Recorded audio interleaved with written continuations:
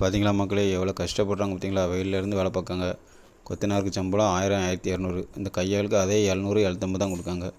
கையாளுக்கு ஒரு 900 1000 கொடுத்தா நல்லாயிருக்கும் மக்களே. பார்த்தீங்களா, கஷ்டப்படுறவங்க தான் கொடுக்கணும் மக்களே.